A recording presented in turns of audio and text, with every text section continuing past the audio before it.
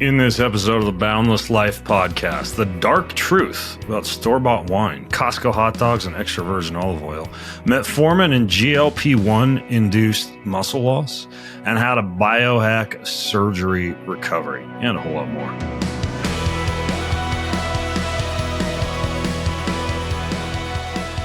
Today, I've got a lot of news flashes. I don't think I'm doing any listener Q&A today. If you have questions, you can always go to the website. You can interact with my AI clone there at bengreenfieldlife.com, or you can ask a question for the podcast.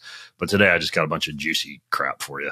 bengreenfieldlife.com/484 is where the show notes reside. I actually just want to jump right in. This whole surgery thing. It's interesting. I have a client right now who's in hip surgery. He came to me. He had some pretty severe arthritic conditions in his hip. We did a lot, but ultimately he needs surgery. So he's in surgery, and we've been talking back and forth about ways to enhance your recovery from surgery, ways to bounce back faster. Because frankly, the old school rest, ice, compression, elevation, and pop some ibuprofen is, well, it's old school. So I want to go over some of the things that I would do if I ever, God forbid, had to get a surgery. Could happen someday. I'm a pretty active guy. I wouldn't be surprised. Or that you can do if you happen to go in for a hip replacement or a knee scope or a boob job, or I don't know. I don't even know what the recovery time is for a boob job. Haven't looked into that. Glad I haven't had to. But anyways, surgery recovery. What are some of the things that I would do? I'm going to walk you through some of the dietary principles, some of the supplement principles, and some of the so-called biohacking principles that will assist with surgery recovery. And no, I'm not necessarily saying, put butter in your coffee to recover faster from surgery. I'm going to talk more about technologies, like PMF and HBOT and some of those weird alphabet letter soup acronyms. But let's start with the simple stuff. So first of all, let's start with processed sugar. Big deal, right? You probably already knew that. But I do recommend reducing the intake of processed foods, especially those high in sugar, because that may enhance surgery recovery via the pathway of mitigating inflammation and stabilizing blood glucose levels. We know that high sugar intake, not having a sweet potato with dinner, you guys, and not like throwing out the beet chips that you got from the healthy food section at the airport store because they're laced with fine amounts of cane sugar, organic, unicorn tier infused cane sugar for that matter.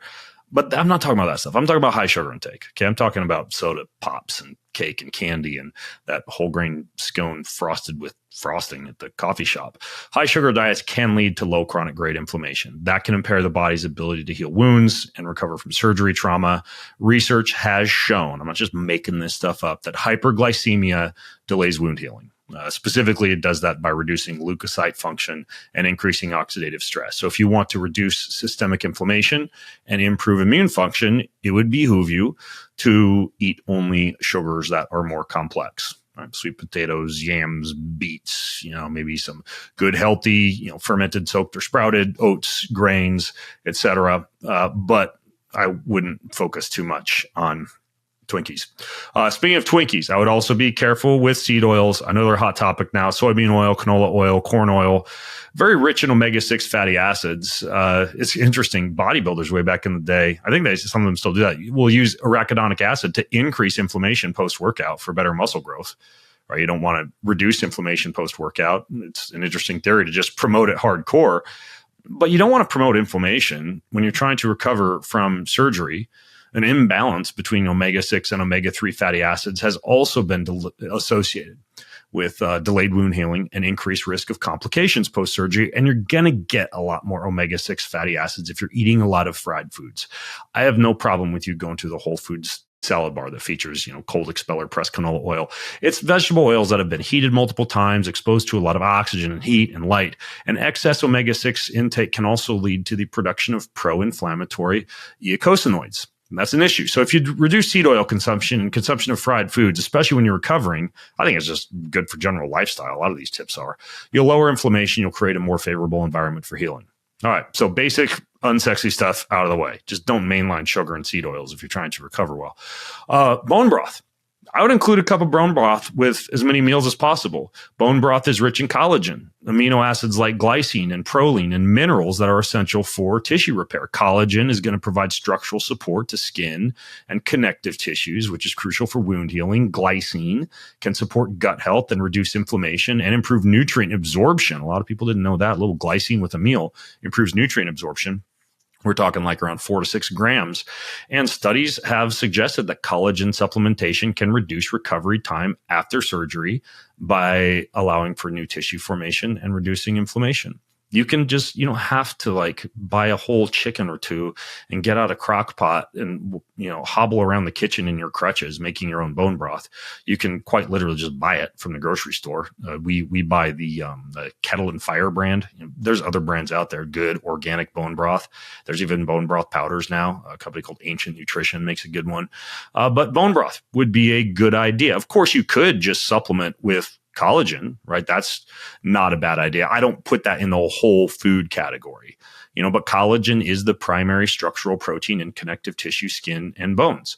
Research has also shown that collagen supplementation promotes wound healing and improves skin elasticity and supports joint recovery. You've got amino acids, again, similar to what you'd find in bone broth, and a collagen powder, collagen peptides like glycine and proline and hydroxyproline, all essential for tissue repair. And studies suggest that collagen can accelerate surgery recovery by improving the strength and integrity of all those newly formed baby tissues. That's super simple to do. And you could even upgrade bone broth by putting extra collagen into bone broth. The bone broth police are not going to come down and arrest you for doing that. Collagen powders, a lot of good ones are out there. I'll toss one brand out there I like. Ancient Nutrition has a good one. I'm working with a company now called 10X. They have a collagen powder. There's a few different brands out there, collagen, but just mainlining collagen. I mean, I would be getting at least 40 grams of collagen a day if it were me.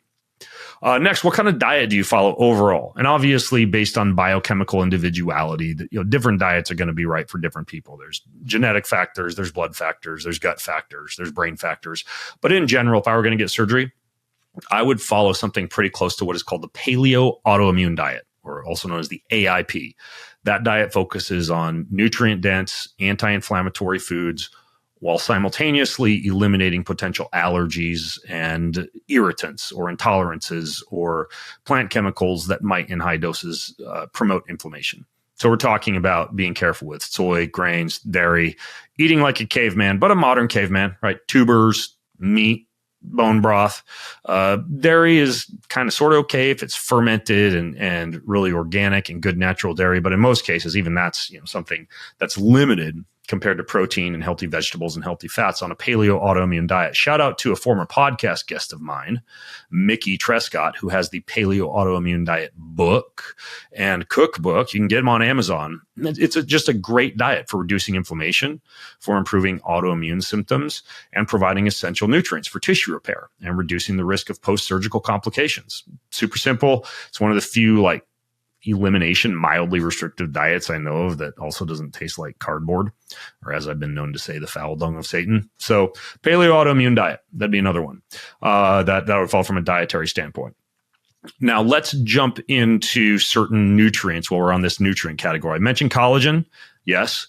Essential amino acids. Yes, absolutely. They stimulate muscle protein synthesis. They reduce muscle loss, even if you're sedentary. Very interesting studies on essential amino acids for that. They enhance overall recovery, again, particularly when mobility is restricted. So essential amino acids, a little different than branched chain amino acids. They can be combined with collagen. I wouldn't combine your collagen and your essential amino acids in one powder in water. It's just going to throw off the ratios. But you can take both at different times throughout the day. Like if gun to my head, I were to get surgery tomorrow, I would be doing 40 grams of collagen a day. I would also be doing 20 grams of essential amino acids per day. I'm obviously biased here because I co-own a supplements company that sells essential amino acids, Keon. I think it's a great company, great ratios, well-researched, clean. So that's the way I'd go, around 20 grams a day of essential amino acids. Next one would be something for reduction of inflammation and support of joint recovery. I am going to hop up right back up on my soapbox here and recommend a product called Flex to you. It's got tumorosaccharides, serrapeptase, proteolytic-like enzymes, all of which can reduce inflammation and support joint recovery. Really good for breaking down scar tissue, reducing swelling. Good research on many of these compounds for post-surgical pain, for improved mobility, for accelerated tissue healing. I would not take them with food because they're going to work more to break down, especially food with protein, the protein in the food, than doing what they need to do in your body. But something like Keon Flex, the standard dosage is 3. I'd personally double up if I had surgery, 3 in the morning on an empty stomach, 3 in the evening on an empty stomach. You don't have to take furious notes. I'll put all this stuff at bengreenfieldlife.com/484. What else in addition to collagen, essential amino acids, and something like Keon Flex would I do from a supplement standpoint? Peptides, yeah. Particularly BPC 157 and KPV. These are synthetic peptides that are known for their regenerative properties. BPC promotes tissue healing by stimulating angiogenesis, reduces inflammation, it protects cells from oxidative damage. Research has shown it can accelerate wound healing, reduce pain, support musculoskeletal recovery. You can take it orally, but it's mostly going to act in the gut if you take it orally, so you'd have to get an injectable version. And these days, I'd recommend talking to a doctor. Some websites out there still have some pretty clean versions of peptides. I like one called Limitless Life, another company called Peptide Sciences. And similar to BPC 157, KPV, that's a derivative of something called alpha melanocyte stimulating hormone. You don't need to know that. I'm just trying to sound smart. But it's got really good anti-inflammatory and pain management properties and could aid in post-surgical inflammation and tissue repair. I know there's a ton of different peptides out there. I just don't want to knock you over with too much information. If I were to choose to, I'd use BPC 157 and KPV. Vitamin C, doctors have been giving it for years to patients post-surgery, especially in military settings. Vitamin C is critical for collagen synthesis, immune function, wound healing. Use for stuff like this goes all the way back to World War II. You can get it in IVs, obviously at higher doses. You can also just take it as a supplement. Interestingly, with collagen, it acts as a cofactor in the production of collagen, which is essential for, again, repairing your skin, blood vessels, connective tissue.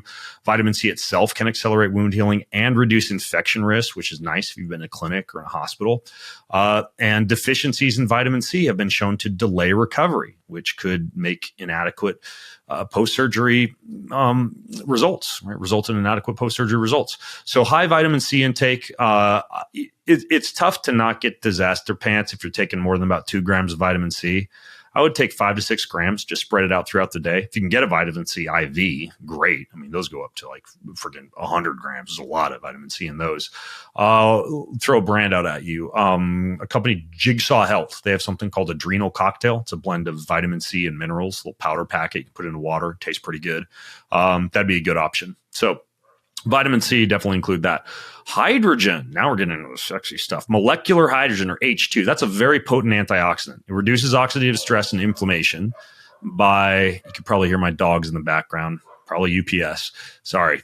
Or my dogs really like me when I talk about hydrogen. It selectively neutralizes harmful free radicals, and research has shown that hydrogen therapy can improve wound healing, reduce pain, protect tissues from oxidative damage. You can get it in a tablet form, right? And that'll reduce inflammatory markers, support cellular repair. Very beneficial, in my opinion, for post-surgery recovery. You can take 2 or 3 tablets, drop them into water. They make bottles now, hydrogen water bottles. Those produce a slightly lower ppm, parts per million of hydrogen, compared to using the tablets, but they're convenient. And either way, I would be throwing hydrogen into the daily routine. No reason that you can't mix that with vitamin C in the morning, for example. C60, carbon 60, and methylene blue.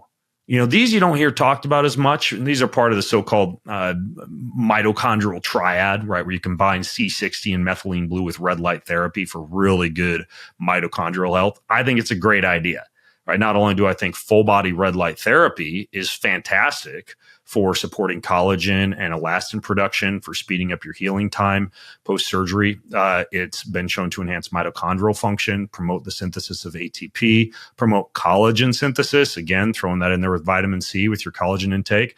And it penetrates pretty deeply into tissues, which can trigger regenerative processes and reduce oxidative stress. While sweating in a sauna might not be a good idea with post-surgical wounds, a red light panel, red light bed, great options. And then you take methylene blue and C60 30 to 60 minutes prior to the red light. Well, C60, like Molecular hydrogen is a very powerful antioxidant that can help to protect tissues from damage during surgical recovery and help with wound healing. Methylene blue helps to enhance your electron transport chain activity and reduce oxidative stress. So you could stack, like in the morning, C60, methylene blue, and then you go and do your red light therapy about 30 to 60 minutes later. The guy who runs the website, Mike Belkowski, and he came up with this idea, at least I've heard him coin the term mitochondrial triad, to take C60, take methylene blue, and then 30 to 60 minutes later, use red light therapy. Great not only for his general energy and mitochondrial health, but it's a strategy I would use for surgery recovery as well. Okay, so we got those supplements, right? You got essential amino acids, collagen, Keon Flex, BPC 157, and KPV peptides if you can get them. High vitamin C intake, molecular hydrogen tablets, and C60 and methylene blue, particularly those last two, C60 and methylene blue, prior to red light therapy. In addition to red light therapy, what else would I throw in there in terms of technologies? Well, you've got earthing. Earthing or grounding is easy. It's free. You go outside barefoot, or you use a grounding sheet or earthing sheet on your bed or your pillowcases, or like I'm standing on one made by the company Ultimate Longevity in my office right now. That reduces inflammation by allowing your body to absorb free electrons from the surface of the planet or the surface of a mat that will neutralize free radicals. There's one study published in the Journal of Inflammation Research showing that earthing could decrease recovery time and improve tissue repair post-surgery by reducing oxidative stress and improving blood viscosity, which increases circulation. And again, that's not a hard one or a very expensive one to do compared to a couple of these other technologies that I'll give a head nod to. Next one would be pulsed electromagnetic field therapy, or PEMF. I sometimes call this grounding on steroids because you're really amplifying the signal with PEMF. PEMF can enhance tissue repair by increasing ATP production in your cells. It improves circulation. It also stimulates collagen production. That's the reason a lot of these things are used in the anti-aging or longevity world too, because collagen is, such an important compound for maintaining longevity in muscle and skin and hair. My nails grow like weeds. I have so much collagen and amino acids in my diet. There was a study in bioelectromagnetics that found that PEMF therapy significantly shortened recovery time in patients post-surgery by reducing both inflammation and edema. PEMF, kind of like earthing and grounding, usually comes in the form of a mat that you can lay on or stretch on. They also, in the case of a surgery, for example, even have coils and pads that can be placed directly over joints. There's different brands out there. I mentioned for earthing or grounding mats or devices. One company I like is Ultimate Longevity. For PEMF, there would be Pulse Centers. They have a unit that has like coils and stuff that you attach to your body. It's very expensive though. Dr. William Pollack has some great PEMF devices on his website, PAWLUK. 10X, they have the PureWave PEMF mat. That's really good. They also do the red light bed and an oxygen device, their so-called superhuman protocol. If you just wanted to get all three, it would drain your bank account, but you'd have a pretty cool setup at home. So those would be a few of the things that I would consider from a PEMF standpoint. And then last few things to consider here when it comes to biohacks. Hyperbaric oxygen, absolutely enhances recovery. You can use a home soft shell version, which is more affordable and convenient for post-surgery recovery. Hospitals and clinics have big hard shell versions that go to really high pressures. It'll increase oxygen solubility in your blood. I totally said that word wrong. Solubility in your blood. That enhances tissue oxygenation, especially in areas with compromised blood flow due to surgery. And research has shown that HBOT reduces swelling, accelerates wound healing, promotes the formation of new blood vessels via angiogenesis, can reduce infection rates, helps me just feel like I have fantastic brain health. I'm not getting brain surgery anytime soon. Just improves overall healing outcomes. And usually you'd want to do it for a decent period of time, 60 to 90 minutes a day if you can, but hey, you're just going to be laying around anyways after surgery, so why not? Doesn't stack well with a lot of these protocols, but you could make a case for doing your hyperbaric, and then because you're saturated with oxygen, then you go into the red light therapy. The red light therapy will kick the all chemical on you, kick nitric oxide synthase off one of the complexes in the mitochondria and allow for better oxygen uptake and ATP production. So that's a good stack, anything with oxygen and red light. Cryotherapy or anything cold plunging, cryotherapy, it'll reduce inflammation and pain, constricts blood vessels, reduces tissue swelling. Then you get subsequent vasodilatory, tissue expanding and blood vessel expanding response upon rewarming that helps to flush out metabolic waste products. Research has shown cold exposure reduces levels of pro-inflammatory cytokines, enhances muscle recovery by reducing oxidative stress, provides natural pain relief, and numbs nerve endings, which can benefit post-surgical recovery. Again, you often have to be careful with water immersion after surgery. Sometimes a cryotherapy chamber is fine. If you're in a cold area of the world, you can even just go outside in the cold weather for a little while, which is about the time this podcast comes out, going to be a viable option in many areas of the world. So cold plunging or cryotherapy, when you're able to do it, when you're able to expose wounds to water or sweat, things like cold plunging, infrared sauna, and modalities like that would definitely be beneficial. And then once you're ready to get back to training, and I'll be doing this with my client, I'll primarily be using electrical muscle stimulation with him, right? These are pads that you can place on different muscles that will allow for muscle maintenance or growth or blood flow without necessarily needing to use a specific joint, right? So let's say somebody has a hip surgery, they could use electrical muscle stimulation on the non-operated hip and on the upper body. Or if someone has a shoulder surgery, they could use it for their core, their legs, etc. There are full body suits. There's one called the Catalyst, spelled with a K, that I like. There are spot treatment devices, a portable one called the Power Dot, another one called the Compex, that are surprisingly powerful. There are really powerful ones like the ARP Wave or the Newbie that also do a great job with electrical muscle stimulation, muscle maintenance, muscle growth, even if you're unable to lift heavier weights. So big head nod to EMS, electrical muscle stimulation. And then secondarily, blood flow restriction training. This is where you use a band or a device placed around the upper arms or the upper part of the legs to restrict blood flow to an area or occlude blood flow. And then you can do low intensity or body weight exercise, and it almost fools your muscles into thinking that they're subjected to a heavy load while not subjecting the joint to an actual heavy load. And studies have shown that BFR is very effective in maintaining muscle mass and accelerating recovery, particularly in patients, individuals, or athletes who cannot perform high intensity exercise. It's also great as like a 1 pound travel solution to have your own gym in a hotel room. I travel frequently with cheapo blood flow restriction bands, an elastic band, and a door frame, suspension pull-up strap. And I've got a workout in my hotel room that's perfect. Way better than the squeaky elliptical trainer and the rusty dumbbells at the hotel gym.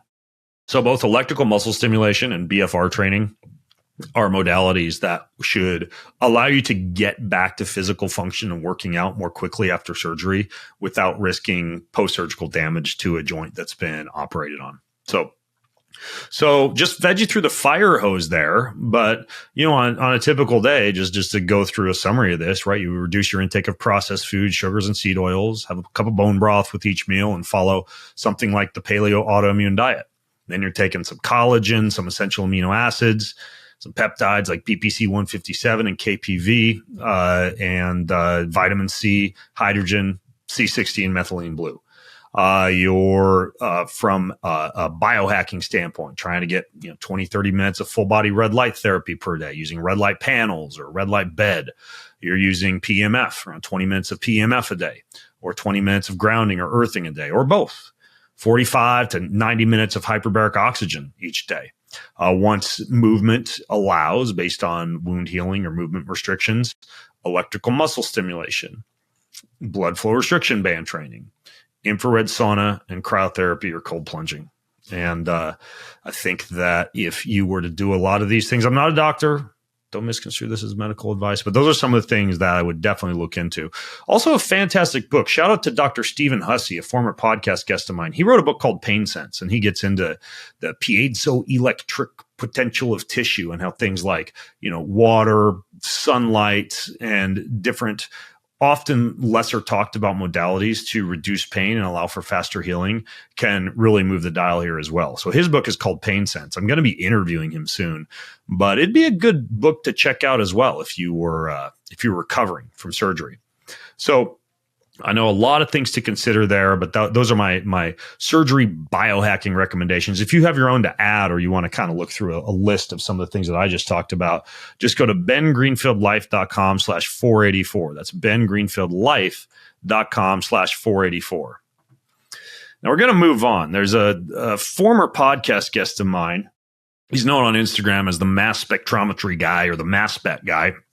His name is Ben Katz. Hopefully I didn't butcher his last name. It's Katz, K-A-T-Z. So mass spectrometry is where you measure, not to get too nerdy on you, it measures the mass to charge ratio of molecules in a sample and gives you the exact molecular weight of all the different things of something you test. When I interviewed Ben on my podcast, we were talking about everything from nicotine pouches to chocolate bar to CBD, and he'll analyze everything and find out whether or not it has in it what the label actually says that it's supposed to have in it, and also if it has other things that you wouldn't expect. Like when I interviewed him, massive amounts of caffeine in most of the Hershey's chocolate bars. Who knew? We also found different flavoring agents that were technically banned in nicotine products, and a lot of interesting information. Well, he's done some pretty intriguing tests on some other products. I wanted to bring a few of them to light for you. And you can, of course, go check out this guy on YouTube to watch some of his other videos. For example, I don't know about you. I used to go to Costco all the time, especially when I was a kid. And coming out the door, I'd get the Costco hot dog. It was like the most calories at the lowest price, the best flavor I could get coming out of Costco. So he tested Costco hot dogs with his mass spectrometry analyzer. And the results are a little disappointing. I don't think I'll be getting the Costco hot dog on my way out of Costco anymore. My apologies to Costco. Maybe Costco, you'll hear this podcast and you'll adjust your hot dog design mechanisms because it's not a great picture. First of all, they contain plasticizers like trichloryl ethyl phosphate, which is technically a flame retardant and viscosity regulator in plastics and polymers. But that's a little concerning when it comes to food safety. Surprisingly, these hot dogs also contain caffeine at 6.6 parts per million, which is less than in an energy drink, but it's a significant amount of caffeine in a hot dog you might be giving to, say, I don't know, a 6-year-old. They also included canola meal, which is a byproduct of vegetable oil extraction from pressed cake leftovers. They had something called cyapin in them, which is a molecule from oilseed crops like canola, also abundant in pressed cake leftovers after oil extraction. I don't know what this thing is with cake leftovers that apparently they might be using in a Costco hot dog. But considering the leftover seed oil meal, plasticizers, and a hint of caffeine, it was a less than stellar review of the Costco hot dogs. I can tell you that. So then Ben went on and looked at Costco olive oil, Kirkland brand olive oil. My apologies again, Costco. I'm a Costco member, okay? These are just things I'm not going to be buying at Costco. Not that I bought a lot of hot dogs at Costco in the first place, but Kirkland olive oil, a lot of people buy it. Well, it shows signs of potential adulteration with canola oil, 10 times higher linoleic acid levels compared to your standard California olive oil, much lower polyphenol content than a standard California olive oil. Kirkland's very high linoleic acid levels suggest that they are probably blending it with canola oil or other vegetable oils. It appears yellow and emulsified when he ran it through a centrifuge compared to the clear separation from the 100% California sustainably grown olive oil that he tested, that you might also be able to buy at Costco. I think you can. They don't just have the Kirkland brand, but I wouldn't be buying it. So when it comes to olive oil, if you're shopping at Costco, interestingly, not all is created equal, and I would skip the Kirkland brand. Throw one more at you. He tested wine. This wasn't Costco wine. This was a wine that I used to buy all the time when I was in college and I couldn't afford good wine and I wanted to throw a party. The Barefoot wine. It was so cheap. I get it for like $3.99, $4.99, $3.99, $4.99. So what did he find in this? Well, he found that it had some interesting compounds in it. Dihydroalpha-ionone in this Barefoot Moscato deliciously sweet white wine. That's a synthetic flavor compound that is basically something that could be used to create a purely artificial white wine, basically putting chemicals in it to make it taste better. Considering we already know that most wines in the U.S. have very high amounts of pesticides and herbicides. But that was one thing that was very interesting. A ton of synthetic flavors and additives, as well as a yellow pigment, suggested that they dyed it and then added a little extra glutathione to improve the stability and preserve the aroma and the color. So at least they thought of that. But that's interesting because it has a gold medal from the California State Fair, right there on the label, gold, 95 points. I wouldn't necessarily get Barefoot Moscato wine. Concerns about its authenticity and potential suspicious additives and unusual metabolite levels compared to a natural wine.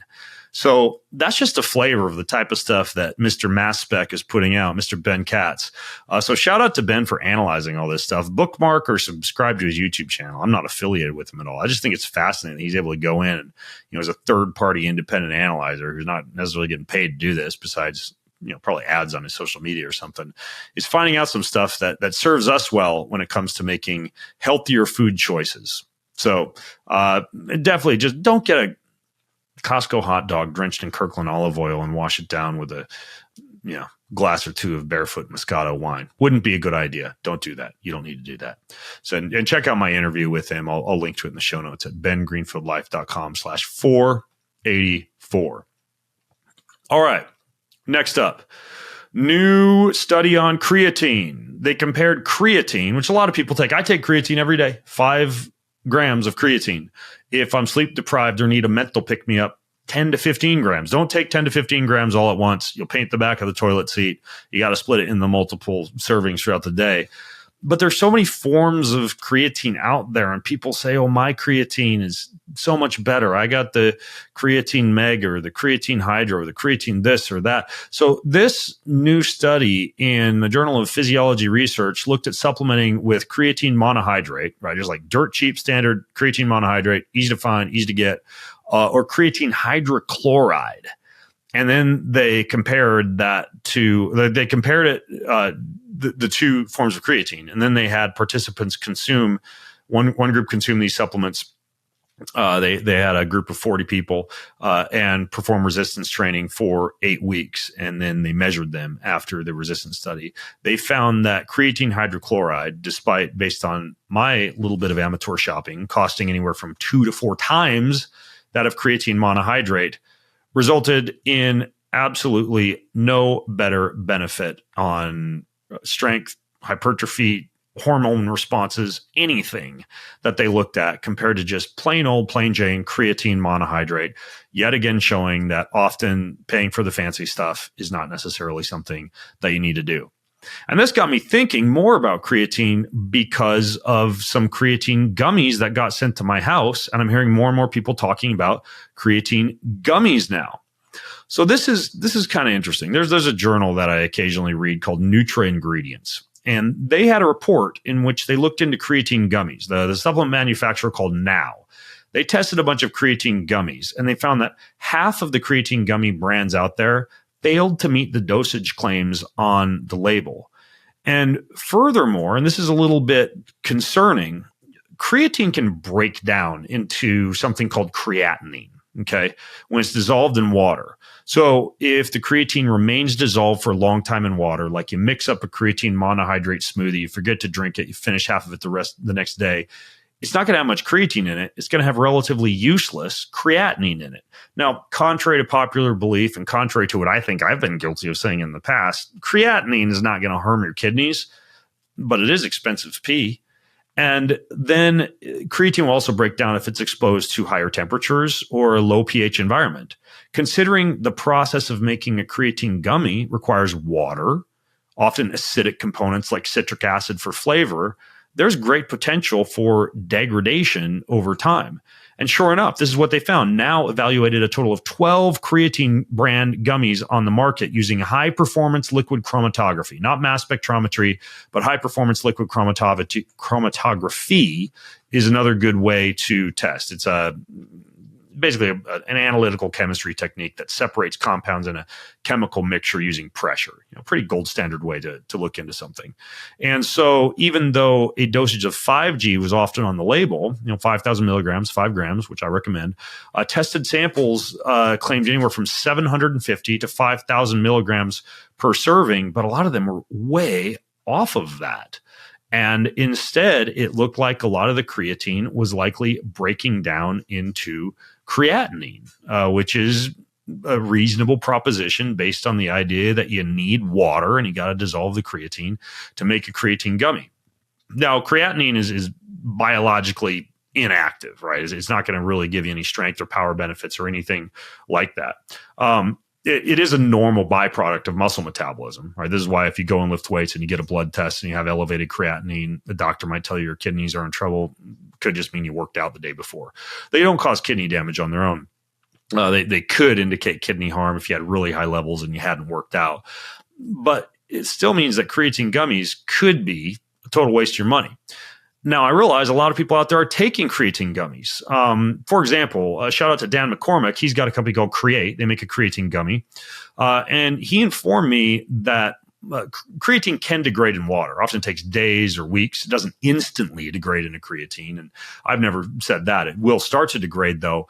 But what he told me about, and I'll put this in a nutshell for you, is that if you reduce the amount of time that creatine sits in water, you cook at low temperatures, you use proper ingredients, you avoid a highly acidic environment, you can create a good creatine gummy.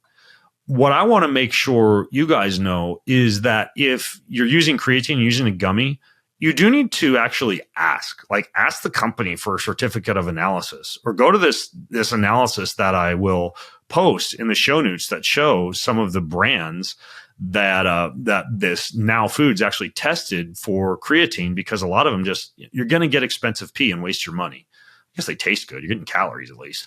But Create, shout out to Dan. It looks like Create's making a good product, a creatine forward gummy, and that one would be okay. The ones that I have in my refrigerator right now that I've been messing around with are from Organifi. Seems like they're doing a good job as well. Although I have admittedly not seen their laboratory certificate of analysis, because they just showed up in my refrigerator 2 days ago. However, do your research when it comes to creatine and creatine gummies, and also know that a fancy form of creatine like creatine hydrochloride is not necessarily going to give you any advantage over plain Jane creatine monohydrate, although it may drain your bank account a little more quickly. What else? Well, let's talk about muscle loss. Few concerns about muscle loss out there, particularly related to two very popular drugs. Let's start with the first one, Metformin.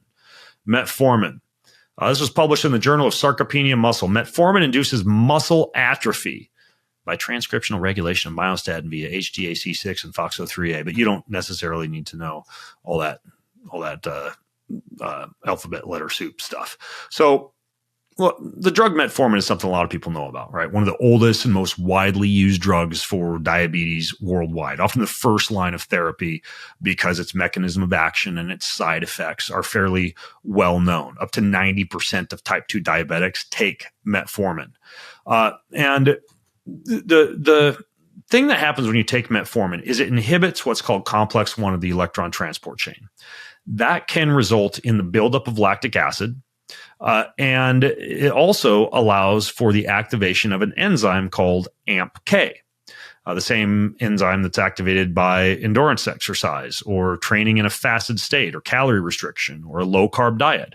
So the pro-AMPK effects of a drug like Metformin are why a lot of people are using it off-label as a longevity agent, as a so-called calorie restriction mimetic or an exercise mimetic.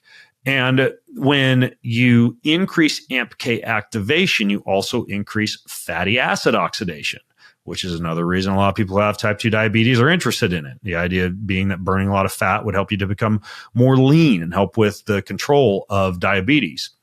But not only is there an increase in lactic acidosis, which is not necessarily a great thing to be having happen long term, because of the acidotic state that the cell would be in. Technically, cancer growth occurs, by the way, in case you didn't know this, in an acidotic environment or a lactate-rich environment. But perhaps just as concerningly, lean muscle mass loss is a pretty significant effect of using Metformin. Kind of similar to what you've heard, and I'll talk about this in a second, about GLP-1 agonists. This study that I just cited, it basically indicates that increased fatty acid oxidation in the presence of Metformin could lead to some amount of muscle wasting. So what this study that I just mentioned says is that Metformin negatively affects the hypertrophic response to resistance training in healthy older individuals. That might be because it reduces inflammation so much, It might be because people are getting that increase in AMPK and fatty acid oxidation. But all we know is that metformin compared to a placebo does not result in the same gains in lean body and muscle mass than people treated with metformin. There are results basically that support the negative effects of metformin on muscle hypertrophy. Now, does this mean that metformin is completely bad to take, especially if you have type 2 diabetes? It depends, right? If the benefits and the blood sugar control that you get from metformin, in addition to the fatty acid oxidation, are long-term offering you life-saving potential, then maybe you could put up with a little bit of lactic acidosis and muscle loss. But considering there are other options out there like berberine, dihydroberberine, bitter melon extract, exercise, just throwing that out there as an option, calorie control, carbohydrate control, etc. And the fact that other studies have shown that metformin may have a deleterious impact on your ability to be able to build new mitochondria make me think that I wouldn't use it as the first tool for something like metabolic management and type 2 diabetes. Again, I'm not a doctor. I don't want you to misconstrue this as medical advice, but I know, again, a lot of people in my world, in the longevity world, they're using it off-label as a longevity agent. The only thing I don't know, here's what I don't know, you guys. I don't know if you start taking berberine or, nature's metformin, dihydroberberine, whatever, that you will also get a bunch of lactic acidosis, or that it will inhibit the complex 1 of the electron transport chain to the same effect. I would love to see a study on that, but I have not seen the same data on some of these natural alternatives to metformin on muscle wasting and an impact on mitochondria as I've seen with metformin. I have an entire article called The Dark Side of Metformin. I'll link to it in the show notes if you want to read up more on the mechanism of action. I'll also link to the website of I don't know how to pronounce his name, Haidut, this guy who writes some really good articles about metformin. And he did a recent report on it as well. This was how I became aware of the potential limit in muscle gain and the actual muscle atrophy that metformin causes, specifically by activating AMPK and myostatin. So if you want to maintain and build muscle, metformin might not be the best thing for you to be on. Hey, quick interruption. The video might have disappeared for you, and I'm actually going back and inserting this quick snip for you about berberine and many of these other so-called glucose disposal agents or things that might act similarly to metformin. After I recorded this podcast episode, I went back and dug into the current research, and it does turn out that a lot of these compounds that people take, including berberine, dihydroberberine, we already talked about metformin, may negatively impact muscle hypertrophy, potentially causing muscle atrophy in some situations in very high dosages. The mechanism of action behind that is a suppression of protein synthesis, potential stimulation of protein degradation in muscle tissue. And this is a lot of times in animal models with high dosages. But these glucose disposal agents, one of the things that they seem to do is increase the expression of something called atropine 1, which is a protein associated with muscle breakdown. In addition to that, things like berberine, just like metformin, can influence muscle protein synthesis through the effects on the AMPK pathway, which I already described to you. And it's the same pathway that you'll activate through calorie restriction, through fasting, through a lot of carbohydrate restriction, through excessive exercise. And in small dosages, that's okay.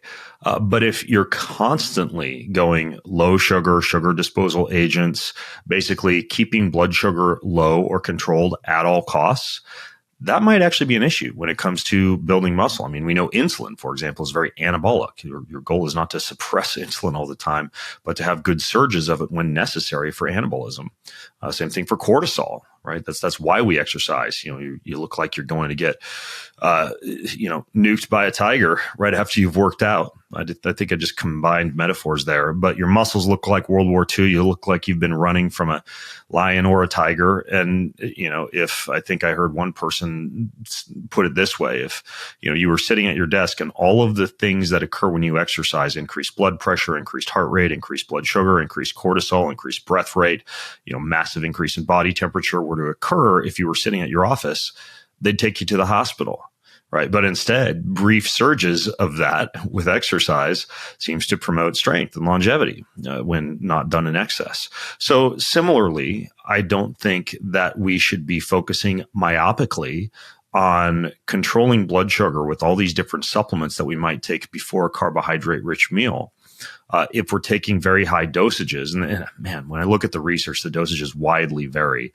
But my modus operandi that I plan on, after digging into this, and that I would recommend to you too, is just take the minimum recommended dose of anything you're taking to control blood sugar prior to a meal. And if you're a diabetic, well, again, like I mentioned earlier, the beneficial effects of some of these things on blood sugar may give you a greater number of pros than the impact on muscle hypertrophy.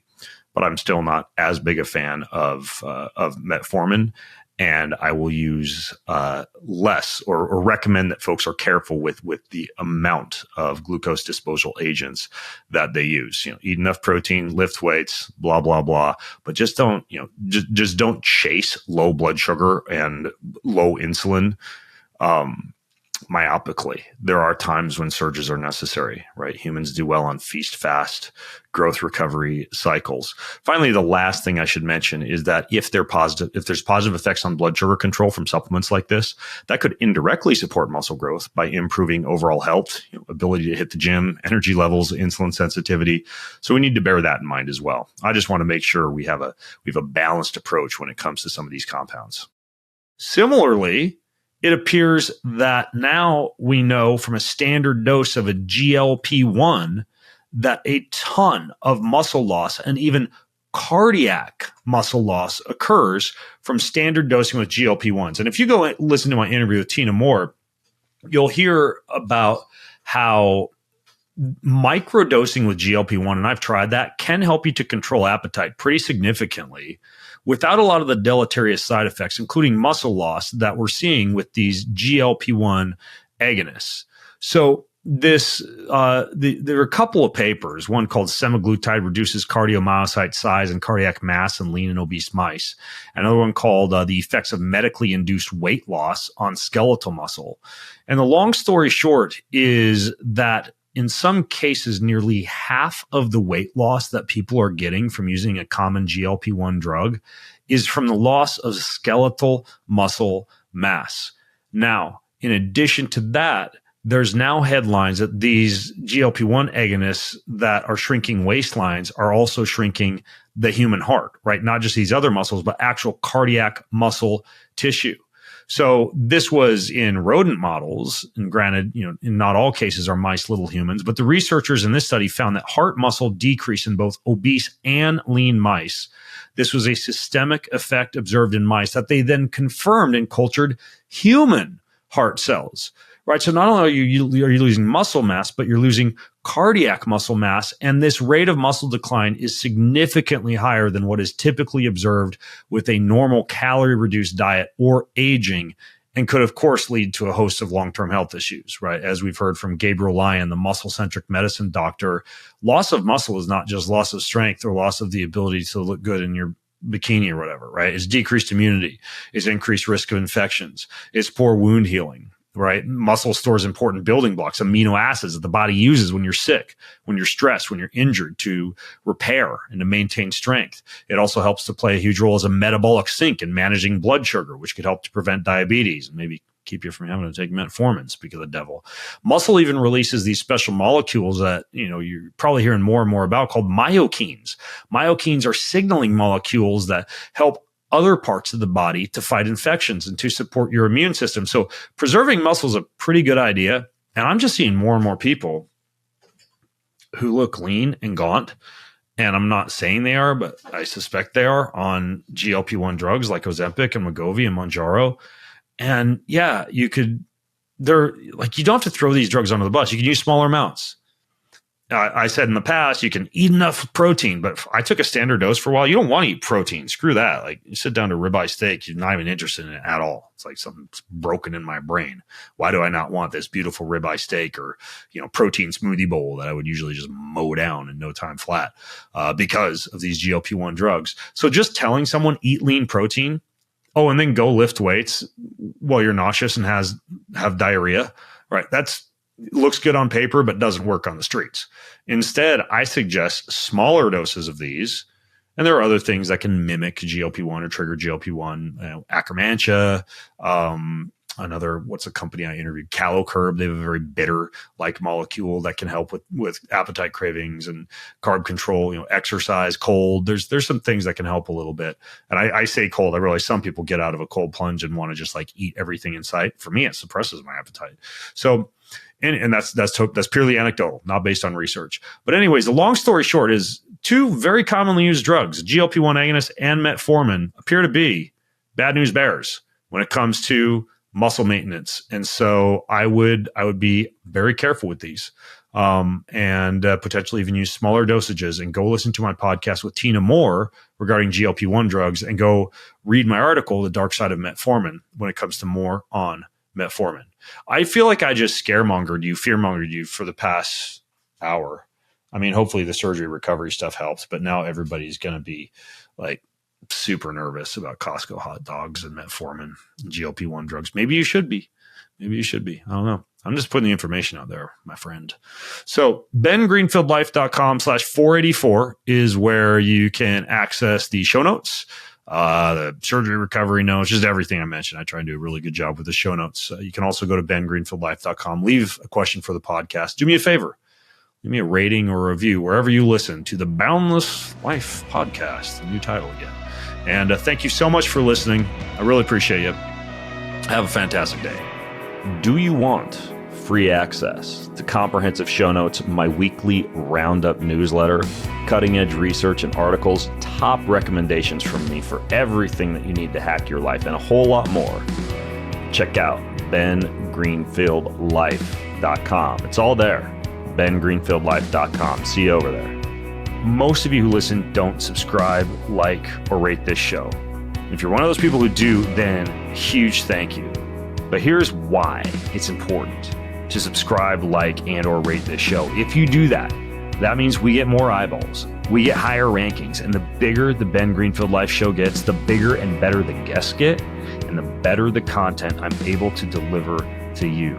So hit subscribe, leave a ranking, leave a review if you got a little extra time. It means way more than you might think. Thank you so much.